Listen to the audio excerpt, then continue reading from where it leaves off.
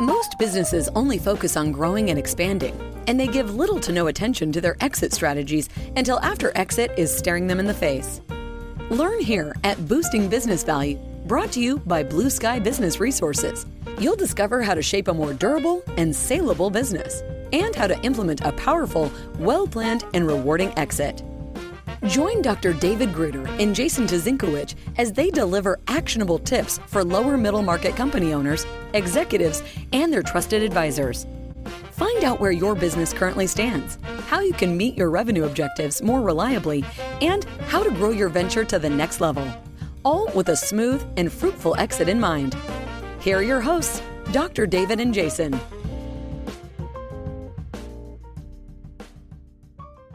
Well, hello and welcome back to episode 11 of Boosting Business Value. We're up in the double digits, which is super exciting. Today, we're going to be talking about coordinating your three teams. If you remember, our last three episodes, we're talking about the three essential teams to running a business. They're not the only teams, but they're the teams you can't live without. And those are your exit planning and life after ownership team, your advisory team, and the executive team within the business. So today, what we want to do is we want to talk about how do you coordinate those teams? How do you maximize the benefit once you've filled all of those team seats with the right people? How do you get the most out of them to drive your business and everyone within the business forward? We're going to talk about information that needs to be bridged across the three teams. We'll discuss how to bridge that information and then disseminate out to other stakeholders and when to disseminate beyond those three teams. And then finally, we'll really dig into something that's super critical. We touched on it in all three of the last episodes, but we're going to drive home why having a third-party facilitator is so important when you're trying to maximize the value of your three teams. So for those of you who are just joining us for the very first time, welcome. We're excited to have you listening or watching on video. I'm Jason Tazinkowicz, the Chief Operations Officer of Blue Sky Business Resources. And my trusty companion and colleague and mentor is co-host Dr. David Gruder, Blue Sky's business lifecycle, exit planning, and post-acquisition psychologist. I'm going to take a breath. Dr. G, take it away. Okay. Well, we're going to dive into first is three big challenges in coordinating your three core teams. And Jason, you've already mentioned what those three core teams are, so I don't think I need to repeat that here. So why don't you take it away in terms of just stating what those three big challenges are that we're about to unpack? Cool. So the first challenge is somewhat of a new one. It's flourishing in this age of hyper transparency and hyper connectivity. The second challenge we'll discuss is how to optimize the participation within the team of the individual members so that you get the most out of having the right people in those seats. And then avoiding the meeting suck trap, or making meetings that are valuable and impactful and worthwhile. Mm-hmm. Yeah. And we're going to do that in a short period of time. We're going to cover all of this territory. So I have a small cup today, so we got to keep it brief. Okay. So first challenge is in this age of hyper-transparency, expectations, deciding what information needs to be shared across your three teams and the rest of your organization. So first of all, what's propelled us into this age of hyper-transparency? And what's propelled us into this age is the cumulative detrimental impacts of opacity. So opacity, or being opaque, is the opposite of transparency. And what's really propelled us into hyper-transparency is that the younger generations will tolerate nothing short of transparency. In the presence of opacity, they'll bail, they leave, or if they stay in profoundly disengaged ways that don't do anybody any good, don't do them any good, and certainly that don't do the company any good.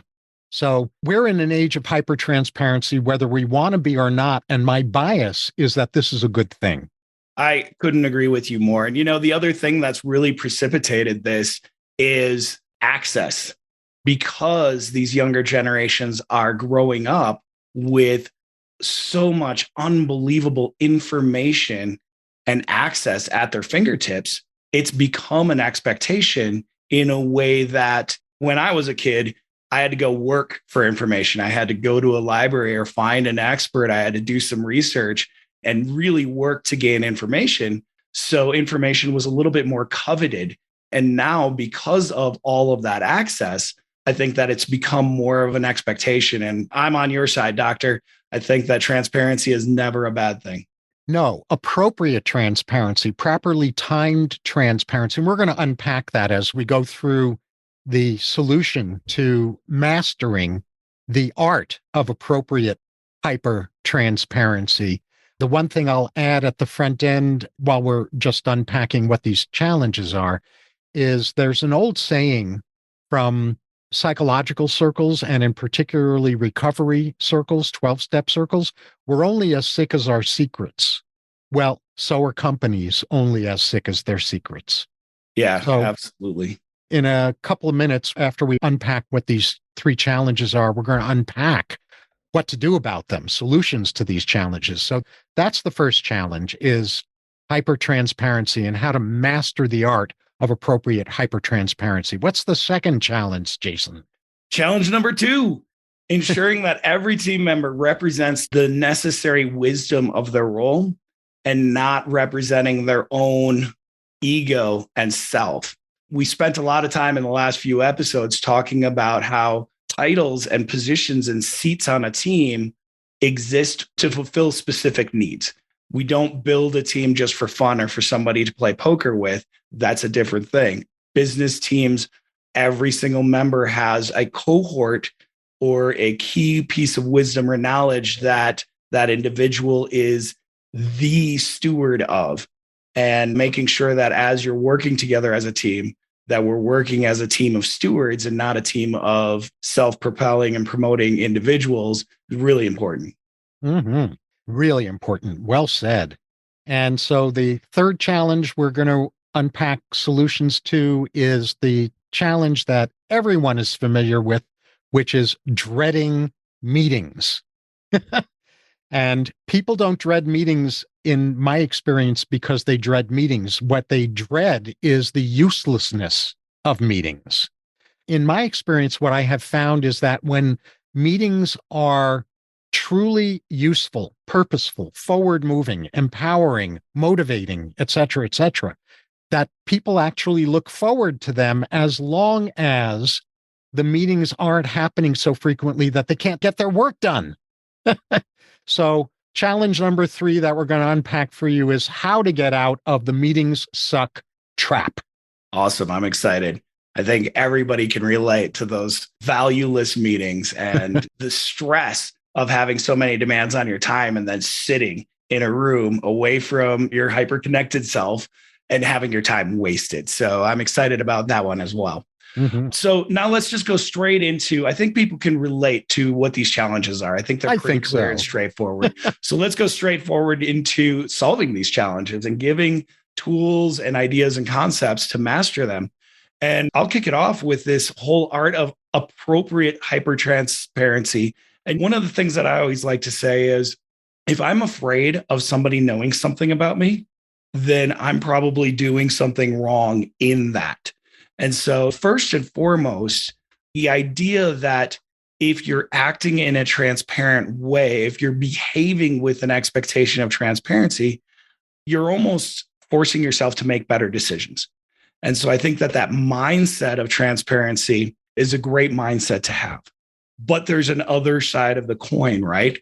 There is some information that just isn't safe or appropriate to share. And so the two things that are at the heart, in my perspective, of mastering appropriate hypertransparency, once you're in a transparent mindset, are time and that word appropriate. Understanding what things, if made fully transparent, could put individuals or the organization at risk, and when is it appropriate to share information. I think we've all had one of those friends that whatever comes up, comes out, and they just share everything fully transparently. and it gets them into a lot of trouble. And so thinking about that, and I think that the key takeaway in being successful with hypertransparency is understanding first and foremost what can and cannot be shared. And I know I've said it a couple times, but understanding the only things that should not ever be made hyper transparent are the things that put the organization or individuals at risk. Mm-hmm. Or into inappropriate anxiety, meaning Yes. activate anxiety in them when it's premature because they're not yet empowered to do something about the anxiety. They just sit in the not knowing because the information has been shared prematurely. And so to underscore what you were just saying, a step even further, you and I, Jason, both believe that in today's world, because transparency is so important, it's now more important than ever to identify what can't be shared than what can and should be shared. Because basically, anything that can and should be shared should be shared. So the clarity that's necessary is clarity about what's not appropriate to share, perhaps at all, or perhaps with specific people, or at a specific time. So there's such a thing as information that is really crucial to be transparent about, but not today.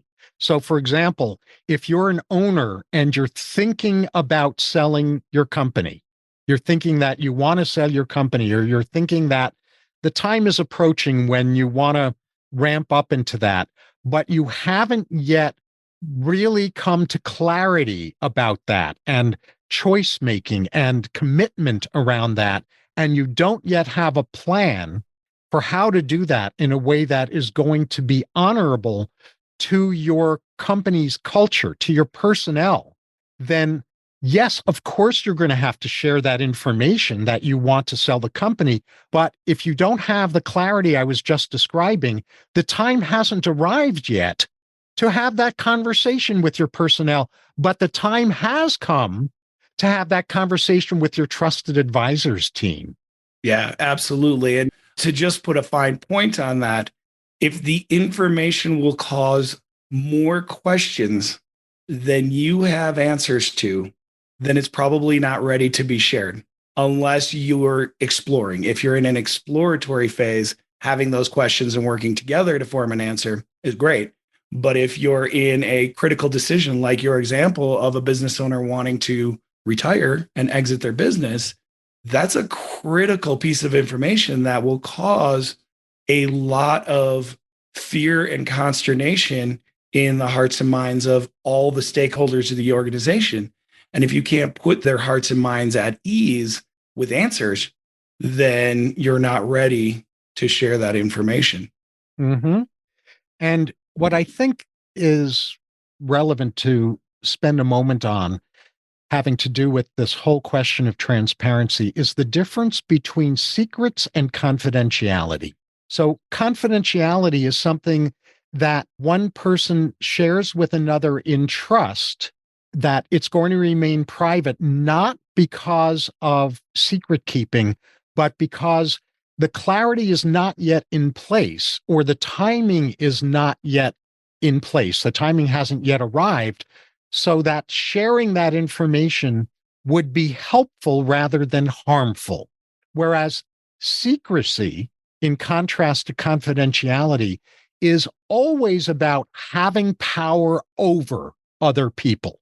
It's always about manipulation and power control. Confidentiality is not about manipulation and power control. It's about wisdom. But secrecy is dysfunctional.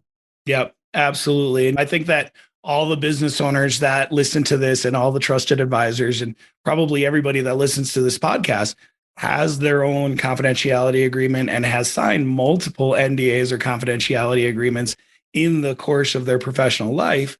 Those are there, again, going back to that protecting an individual or an organization from risk. And one of the ways, another example of both confidentiality and timing, are what we go through in an M&A process. we'll tell business owners very early on when we're talking about running an M&A transaction process, especially on the sell side, we'll say, here's a list of all this confidential and sensitive information that you're going to need to turn over before the transaction closes. However, here's the process and the timing and the staging by which we share that information. We'll share financial information, income statements, and balance sheets very early on. But we won't share client information until we're in due diligence, until we've gone exclusive with one buyer that we feel comfortable with. And then we won't share employee information or sensitive, like key blue star clients that could be stolen until we're already comfortable with the purchase agreement. And we know that barring something unforeseen and consequential, this transaction is going to close. The closer we get to close and the more of the pieces that are in place, the easier it is for us to share very sensitive employee information with a buyer without putting the organization at risk of having this just be a tire kicker who's trying to poach technically skilled staff. Well said.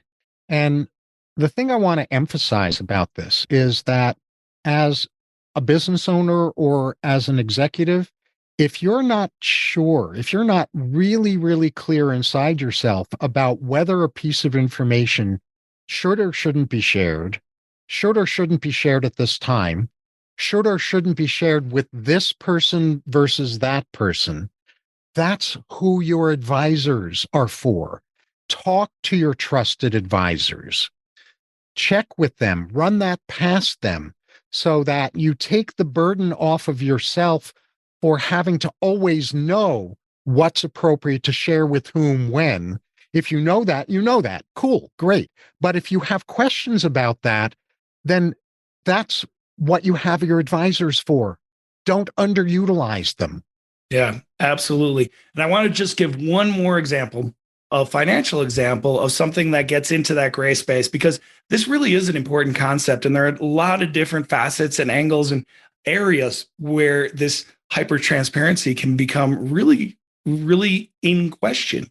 And so one of the things when I started working, wage was don't ask, don't tell element, right? Yeah. And you never really knew. And there was a lot of wage disparity, even within core positional groups in organizations. And it really all came down to how well a prospective employee could negotiate and almost buyer beware. And that lack of transparency of wages was a protection against the business owner or the hiring manager, because they're squeezing some employees that are being paid less than they deserve, while other employees are being paid more than they deserve, but they're all being expected to perform at the same level. That's unhealthy. Now, it's an engagement killer and a productivity killer and a collaboration killer and a culture killer. Exactly. However, telling everybody what everybody else makes is too far in the other direction, right? Full and complete transparency of what individuals make creates an unhealthy form of competitiveness. So this is one of those areas where both ends of the spectrum are unhealthy for similar but different reasons. However, having a very transparent wage structure where you say each of these positions, these are the ranges that we will pay, and these are the criterion, the key metrics that are used to determine one, promotion and advancement, but two, where somebody falls within that scale. That type of performance-based transparency is extremely healthy. It will protect against the side of the spectrum where some employees are being squeezed and others are being overpaid. And it will protect against having that unhealthy competition of full wage transparency. And so that's what we're talking about when we're talking about navigating hypertransparency is how do you get to a healthy point of clarity so that everybody can understand how to perform well and succeed within an environment without creating a sense of so much information that it's unhealthy for the culture. Absolutely. And really what you're talking about so eloquently is the transparency Goldilocks zone. Yes, my porridge is perfect. Yay. Cool. Shall we go on to challenge number 2? Please do. All right. So the second challenge is ensuring that every team member represents necessary wisdom, not their own ego. And what that really refers to is that each person on your team is on your team or should be on your team because they look at your business through a necessary and important lens that you need to benefit from in your decision making. And they generally don't see the whole picture. They don't see all of the lenses that need to be looked through in order to make prudent decisions. That process of prudent decision making gets to occur when all of your team members, all of your experts, all of your executives or advisors, et cetera, have weighed in with their perspective, with the lens that they are there in order to offer, so that you're combining the wisdom of all lenses. But in order for that to work, you need to be sure that the people that are on your teams are operating through their wisdom, through the genius of their particular expertise areas, not from a place of territorial, siloed, protective egotism, right? I like that. So recognize who you get information from when you're in an ideation or preparation phase. It's important to identify who those people are. So if you're in ideation and preparation, you're essentially pre-strategy. So you're not likely to be talking to your tacticians at that phase because that's not their lens. You want to talk to the visionaries that are on your team. You want to talk to the strategists who are high level enough in their strategic thinking to span the gap between visionary and strategy. So recognize who you get information from during ideation and preparation. Recognize whose needs you're the steward of as decisions are being made. In other words, each of your team members, in order to not operate from ego, they need to have clarity about what they are the voice for. So your chief financial officer should be the voice for stability. And your chief R&D person, for example, should be the voice for innovation. Your chief financial officer should not be the voice for innovation. It's not their wheelhouse. They're all about stability. The R&D person is all about transformation and magic. So recognize whose needs each of your team members are the stewards of as decisions are being made. And recognize who you're responsible for disseminating information to, and recognize what you need to be clear about before leaving a meeting and disseminating that information. And that's not just on your shoulders as the owner or the CEO, that's on the shoulders of every team member that's participating in a particular meeting. Yeah, well said, my friend. That's a lot to take in, but it's really important stuff. And one of the things that you'll notice as your team gets better at recognizing the charge of their stewardship and acting as that advocate and steward for their charge instead of acting as individual leaders is that it makes decision making so much more clear. Because even if you have leaders on your team who are of a personality where they like to have the last word and they like to win, it will be easier for the team to say, okay, really appreciate your input. We've taken it. We understand it. But this particular decision is the responsibility of this leader over here. And so we're going to take everybody's feedback and input, but ultimately this steward is responsible for the decision because it's their charge that will be directly impacted by this. And so knowing that helps balance that decision-making piece.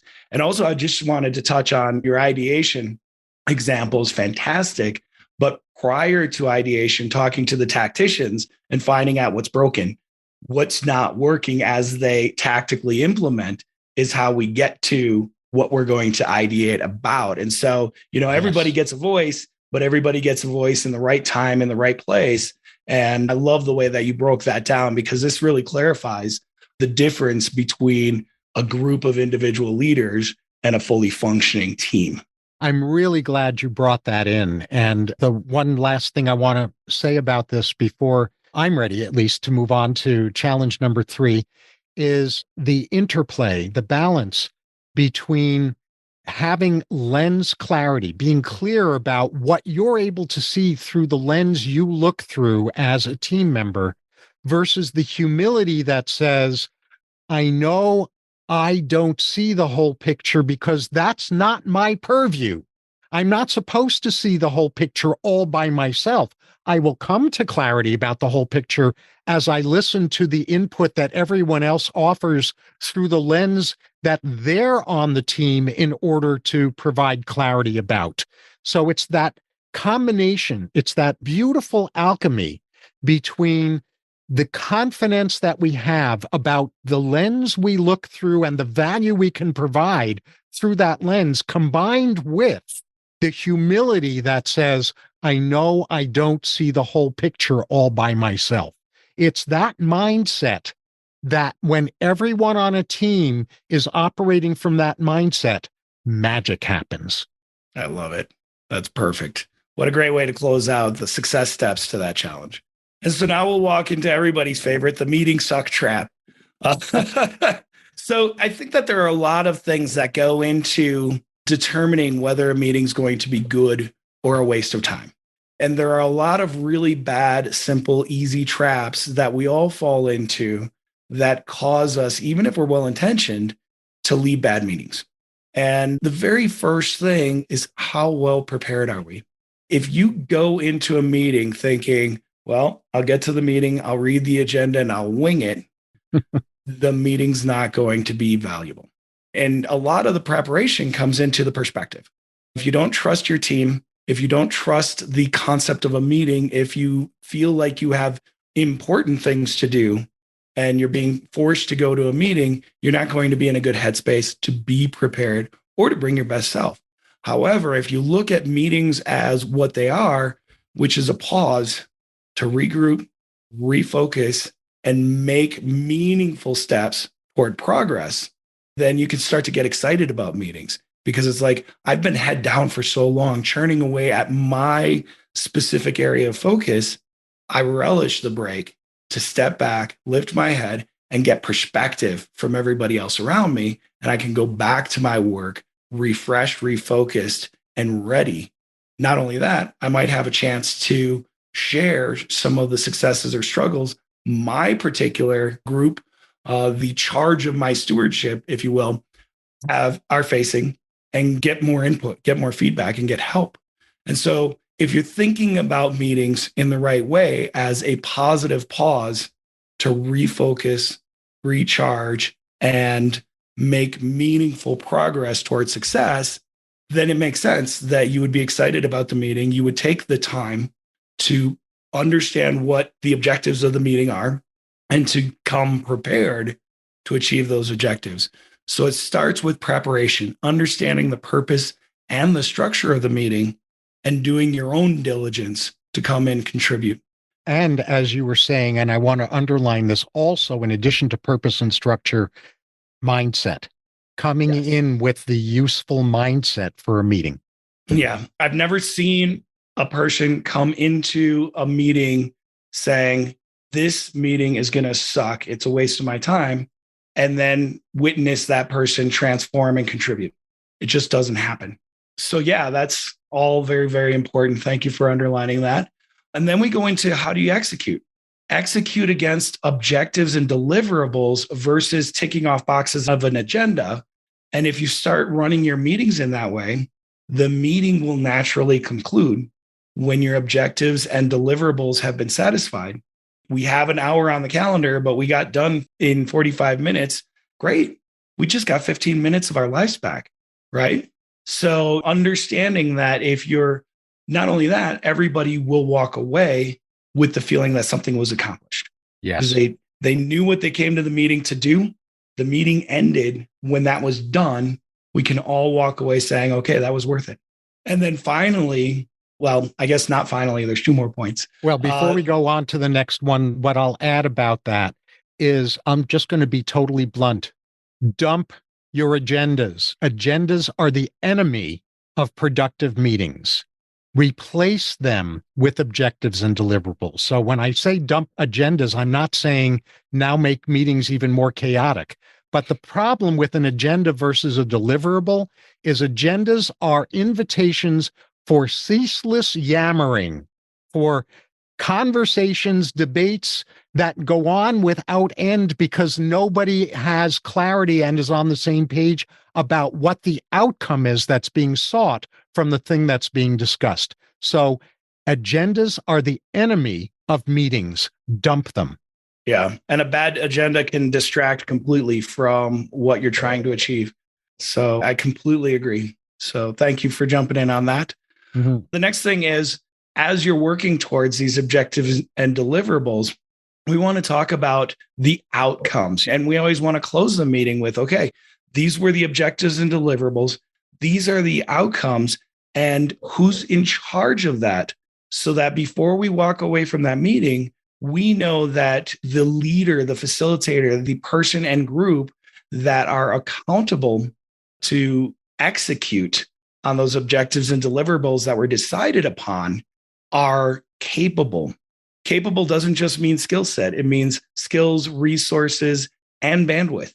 And so making sure that everybody understands what's expected to implement those objectives and deliverables, and we all agree that the accountable party is capable, is crucial to making sure that, okay, we planned ahead, great. We had a good meeting. We made decisions and we were efficient with our time. Fantastic.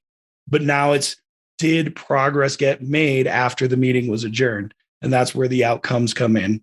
And then finally, the implementation piece. And we talked at length about the difference between the S suite, the strategic and the big picture leaders, and the T suite, the tactical people that then go and make things happen day in and day out.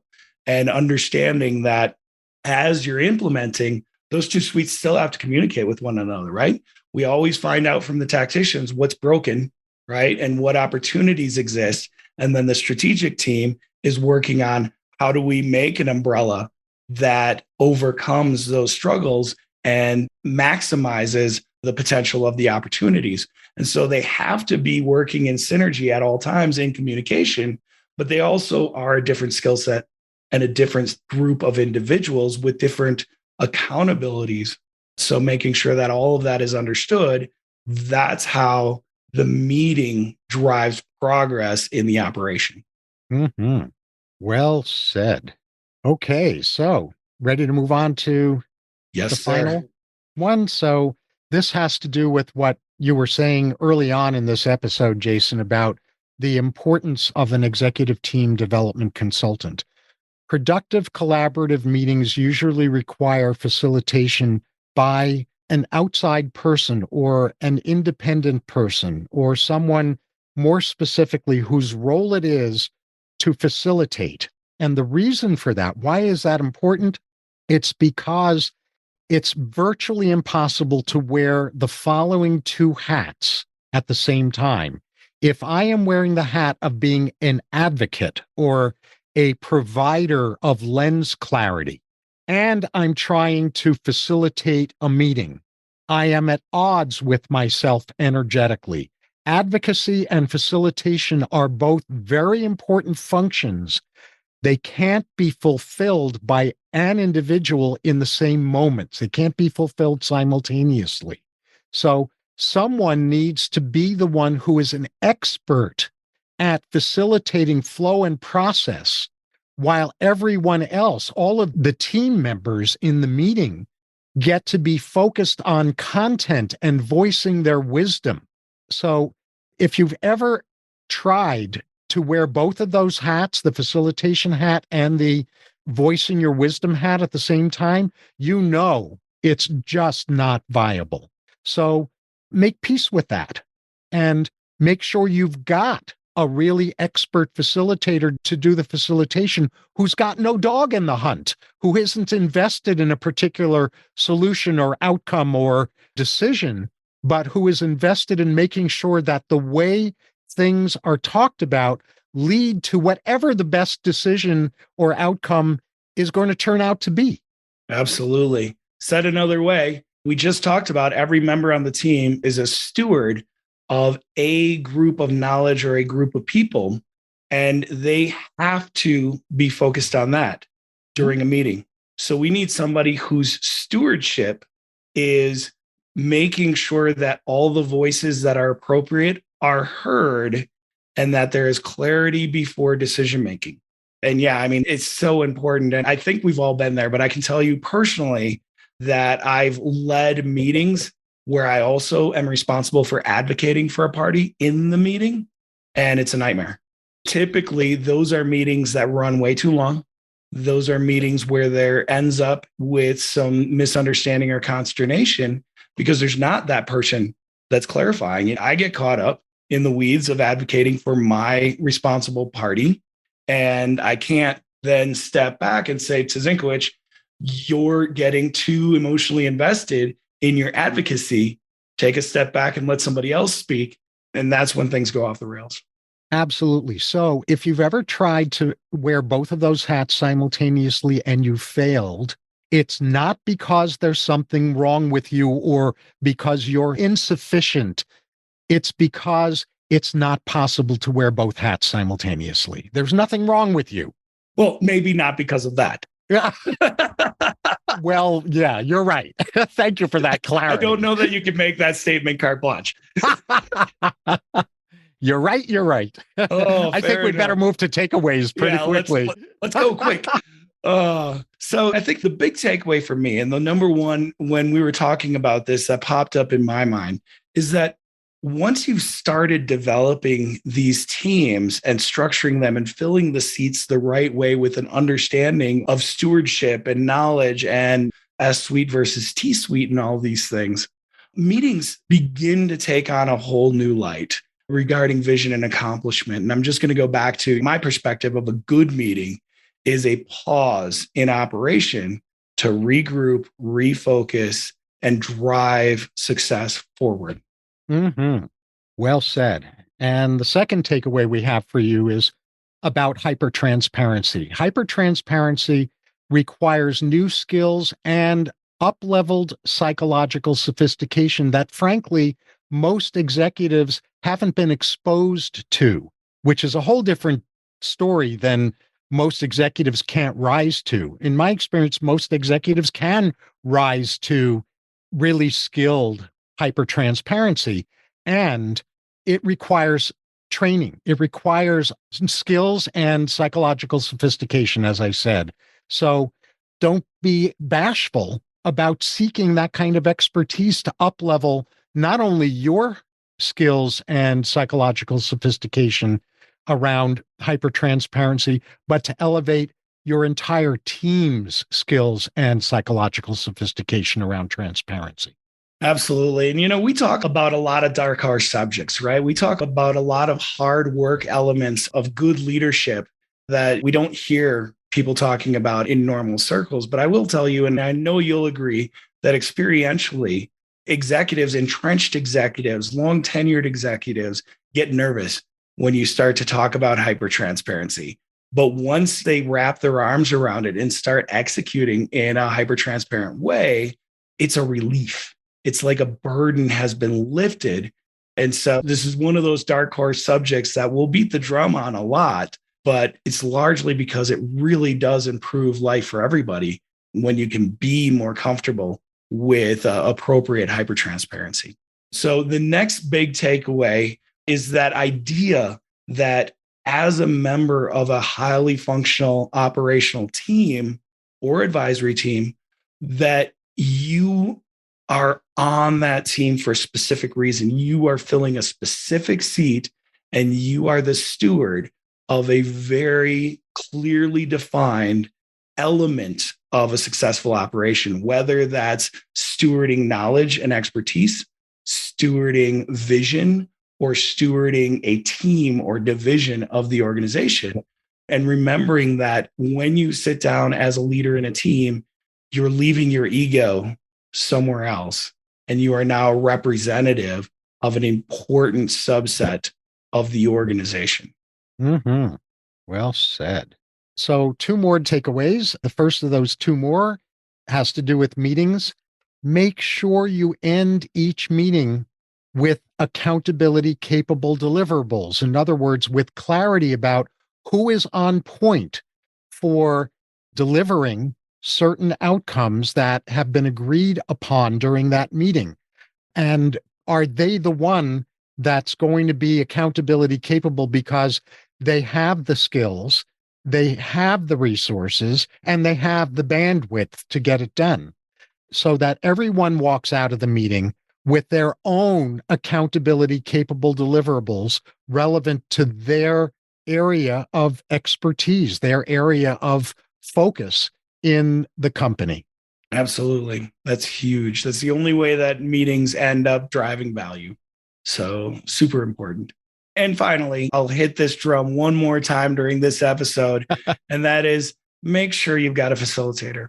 And I've seen some organizations very successfully develop a facilitator within the organization that has that one core responsibility inside of meetings. But for those who do not have one, even if you want to identify one and develop them, bring in an expert facilitator, a coach, somebody that can take that responsibility. And 9 times out of 10, if it's within your company's charter to bring that internal, that person can help train your internal advocate, but there needs to be somebody at that meeting facilitating the meeting. And that needs to be their only responsibility within the meeting. Indeed, indeed. Any other final comments before I wrap this up for us? I think we've done it. I think we have. I think we unpacked a whole lot in a short time. It's like Christmas. So, the gifts just keep on coming. That's right. So on behalf of Jason Tuzinkowicz and myself, we thank you once again for listening to this episode. And we really do look forward to reading your thoughts, questions, topic suggestions, and other requests in the comments section. So please make use of that, because we really look at those things and we take them seriously and we want to be of service to you. So we, in addition, want to re-invite you, if you haven't already done this, to click the subscribe buttons so that you're notified immediately whenever we release a next future episode. Fantastic. Well, thank you all and have a great day. That's all for this episode of Boosting Business Value. May your new learning result in the smoothest and most profitable exit strategy for your business. With the right knowledge and guidance, the sky's the limit to what you can do. Do not miss an episode by subscribing to the show. And if you want to learn where your business currently stands, we also have free key opportunity assessments.